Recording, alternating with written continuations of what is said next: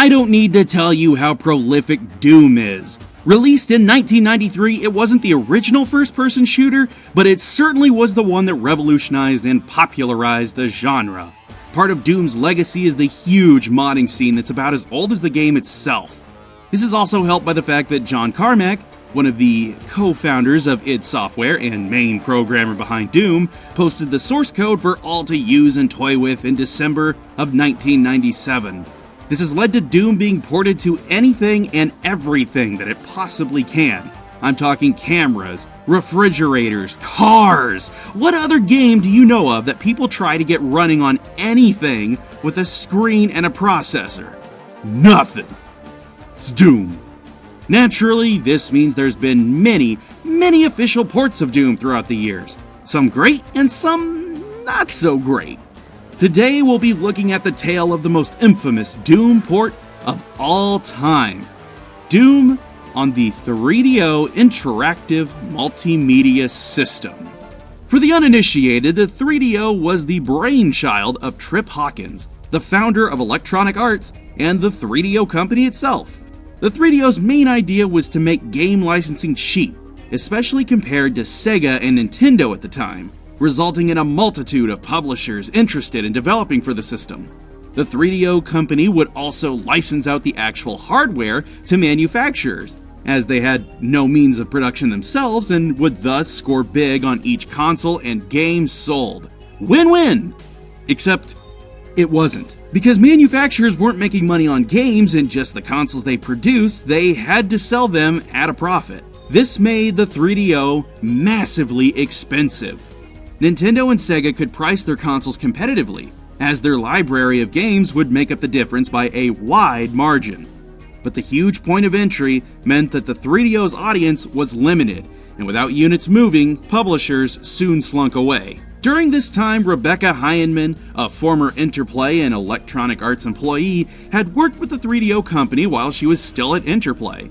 During her time there and early in the 3DO's lifespan, she had helped port several older titles to the 3DO system, like Battle Chess and Out of This World. In 1995, she and some of her colleagues left Interplay and founded a new company called Logicware. Shortly thereafter, the 3DO company provided her and her team with 3DO dev kits, and Logicware proceeded to make some waves with an excellent port of Wolfenstein 3D the same year. 3DO reached out to Heinemann and her company the following year with a new opportunity for id's magnum opus, Doom on the 3DO. After Wolfenstein 3D, it just made sense. Logicware had worked with id, they'd worked with the 3DO company, and they very clearly understood the 3DO system. It was a match made in heaven, except for the wild card. Enter Randy Scott, the CEO of Art Data Interactive, who at this point had been on a months-long PR run about his definitive version of Doom for the 3DO. New levels, new weapons, new enemies, FMV cutscenes between levels. The 3DO version of Doom was set to be a system seller, something the 3DO company really needed by 1996. Heinemann was told that development was almost finished, and essentially, all that was needed was some fine-tuning to get the game optimized for the 3DO. Doom also needed to be ready in time for Christmas of that year, which, by the time Heinemann and Logicware were involved, it was nearly midway through August. This would give them about a 10-week window to finish the project, as the game would need to go through QA, be manufactured, and shipped to meet the holiday deadline. Seeing as this was a pretty simple cleanup job, Heinemann signed on and was ready to get to work on this mind-blowing version of the world's favorite shooter. At least, that was the theory. Heinemann contacted Art Data and requested the source code so her and her company could begin, which Art Data first told her to just get started. When she reiterated that she needed their source to begin any kind of work, they shipped her a floppy disk with a normal copy of Doom. Normal, as in the shareware could be downloaded anywhere off the internet version that everyone had been playing for 3 years of Doom. Yeah. Uh-oh. Art Data continually dodged giving Heinemann the master copy they had been working on, which didn't add up. After all, why else would the CEO of a video game company go on record and tout the many features and additions to Doom that would make it so distinct one couldn't compare it to the PC original? Surely they had something, seeing as Scott himself had claimed to have a disc with the beta on it throughout his press tour. Plus, that was the whole basis of the contract, that the game was done, it just needed polish. Calling up 3DO to try to make sense of the situation, Heinemann was eventually told to get in touch with id. She did just that, calling up her pal John Carmack directly, seeking guidance and hopefully something she could work off of. He happily obliged, sending her a copy of the source code for both the PC and Atari Jaguar versions of Doom. Still trying to find where the new art assets and levels were at, Heinemann drove herself to the art data offices, hoping to get the work they and 3DO had promised her was done. When she arrived, she was shown Studio 32, an art tool for Macintosh. There was no code. There were no new features. There was essentially a pile of fake screenshots used to generate good PR and entice the press and consumers alike. Randy Scott was completely oblivious to game development, believing that adding new features like levels and weapons were as simple as painting them up and dropping them in the game, like sticking a child's drawing onto a fridge with a magnet. They weren't.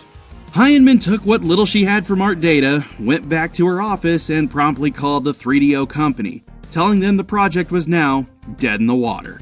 There was simply no way she could accomplish what 3DO had been advertising for months in such a short period of time.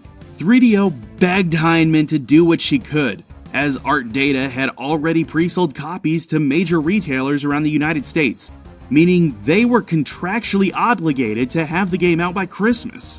Heinemann compromised. Instead of making a huge update of Doom itself, the 3DO version would be yet another port, specifically based off the Atari Jaguar version.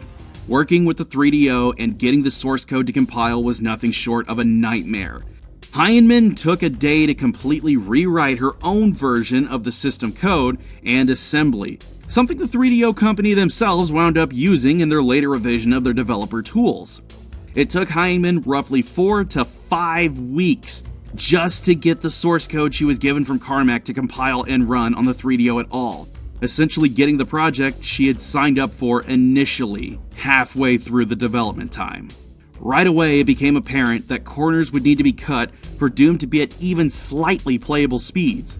The 3DO was severely underpowered when compared to PCs of the time, forcing Heinemann to program every trick she could to improve performance. Running short on time and options, Heinemann found herself at an impasse with Doom's music. The Jaguar version had all sound custom coded, and with no time to make said code work or to write a whole new MIDI driver that could play Doom's original music on the console, Heinemann contacted Art Data. The 3DO was a disc-based system, and as such could stream music off said discs. Thus, she assigned Art Data to recreate each track on their own. Randy Scott just so happened to be a guitarist, and over the course of several weeks, he and his merry little garage band recreated the entire Doom soundtrack. Working off recordings Heinemann would send them from songs off the PC version she recorded onto a cassette tape. This wound up being a great call on Heinemann's part, since the soundtrack is one of the few positives critics had to say about the game.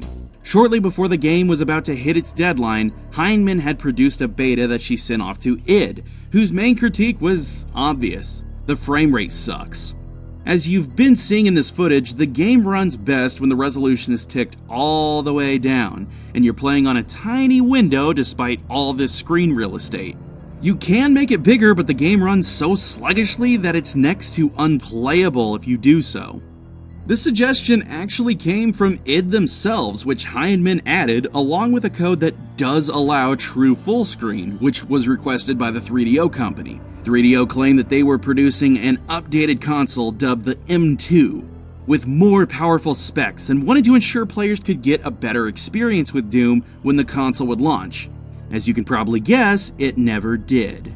In early October 1996, The 3DO version of Doom had a beta, albeit very vanilla, missing a few features and nothing like its grandiose promises. When showing Scott that all of his big ideas were nowhere to be found, he immediately began to demand answers, still believing that the assets he had given Heinemann could be added quickly. As Heinemann repeatedly explained that what he wanted was simply impossible, Scott grew desperate. Logicware was paid $40,000 to port Doom to the 3DO by Art Data. Randy Scott, right then and there, offered them another $40,000 if they could add just one new level into the game. When it was explained that this was impossible to do within 7 days, his response was simply, "Can't you just download one off the internet?" Heinemann ignored Scott's ridiculous request and instead wrapped up the project and submitted the final version for quality assurance to 3DO. 3DO was understandably nervous about how close they were on time, especially since most 3DO games usually required 5 or 6 revisions through QA before passing. Doom passed on its very first attempt, against all odds. Doom for 3DO was on store shelves in time for Christmas 1996. But of course, even that couldn't be simple. Art Data and Randy Scott were so desperate to make Doom a hit that they proceeded to make the sound financial decision of pressing 50,000 copies for the game's first and only run, something that 3DO warned against doing due to the relatively small 3DO user base and software sales figures by 1996. The game went on to sell just a few thousand units, which presented a problem. At the time, publishers had to pay 3DO $3 per disc shipped, which meant that Art Data owed the company somewhere in the ballpark of $150,000. On top of that was the licensing fee Art Data needed to pay id to use Doom at all, which Heinemann has estimated was somewhere around $250,000 to possibly $500,000. And of course, there was also the cost of manufacturing, marketing, and oh right, development, and the $40,000 Heinemann and her team were supposed to be paid. Heinemann ensured that all checks she was owed would clear by holding the final disc of Doom until the money was deposited into all their accounts. You might be wondering what made Scott so antsy about making a boatload of cash as quick as possible besides, well, the obvious, money. And, well, you see, friends, according to Heinemann herself, Scott was borrowing money and getting his capital largely from the last place you'd expect. His church. Yeah. Critics and fans alike tore Doom on the 3DO apart, which Randy Scott tried to blame all the shortcomings on Logicware for, only to be met with id Software themselves backing Heinemann and her company. To the surprise of absolutely nobody, Art Data went out of business shortly after, with Doom finding its way to bargain bins everywhere. Heinemann theorizes that another 10 weeks could have improved the game massively, which you can actually try for yourself if you like. She dropped the source code for Doom 3DO on GitHub in December of 2014, using it as a cautionary tale to programmers. And sure enough, someone has picked up the mantle and is trying to improve her work. OptiDoom is a homebrew build that adds in better blood effects, achieves a faster and more consistent frame rate on a full screen resolution, as well as a bevy of other features. It's still pretty early in development, but worth taking a look nonetheless. Rebecca herself has gone on to talk at length on her own YouTube channel about her time with Doom and how some of the code worked. That's where a good chunk of information from this particular episode of Expansion Pack came from too. The whole stream is fascinating to watch, and if you'd like to hear even more details straight from her, definitely check it out. I'll leave links to all 3 of those in the description. Now, for what it's worth, I played several versions of Doom while doing research, and out of all of them, the 3DO version is not the worst. Sure, the frame rate isn't great, and playing in that tiny window really sucks, especially when you consider the size of most TVs back around that time, but I think most of all, a lot of that hate likely comes from the mindset around the time the game launched. where Doom fans were promised the definitive version of an absolute classic. And to that end, I get it. But in terms of actually playing it, I'd make the argument that the Super Nintendo version is a much worse game. Doom on the 3DO controls fairly well, the music is killer, and the game is largely as a whole there. It's not perfect, hell I can't even really call it good, but the worst? Hardly. That said, it's a very harsh lesson to those who think video games are a good place to try a get-rich-quick scheme. They aren't. That'll be your doom.